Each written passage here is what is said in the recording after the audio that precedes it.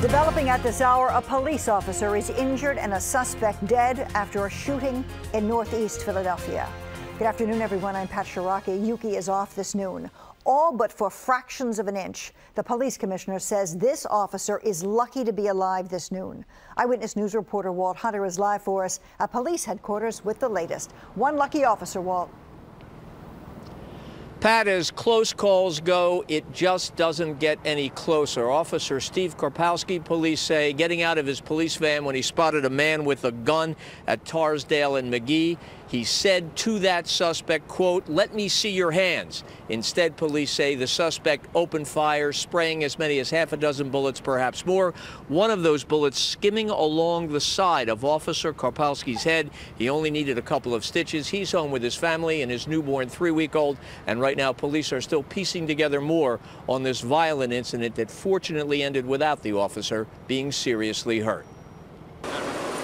Using this revolver, police say a suspect opened fire on officers, a bullet grazing the head of 14-year veteran Steve Karpowski, who has been released from the hospital after being treated and getting a couple of stitches. We arrived and he was sitting up talking and asking questions, so that was a good thing. But anytime you take a hit wound is always a serious thing. Police say as the suspect's bullets flew, putting holes in the officer's police van, investigators say the officer and 3 others returned fire, killing the suspect, seen laying in the street in this viewer video. I heard several gunshots at my house.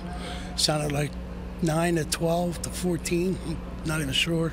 By daylight, evidence of the violence was everywhere. Bullets in car tires, one crashing into a pharmacy and through this lottery machine. Meanwhile, Officer Karpowski, who was assigned to the 15th Police District, is at home, recovering with his wife and their 3-week-old baby. Very, very fortunate that he was not injured any more seriously, and I think it really highlights the dangers that police officers face every single day when they go out there on the street. Now, so far, police here have not identified the dead suspect. However, sources tell CBS 3 that he has a long criminal record and, in fact, was supposed to be serving a 5 to 10-year sentence. However, the state parole board, according to these records, released him after serving barely half of that sentence to a neighborhood rehabilitation center.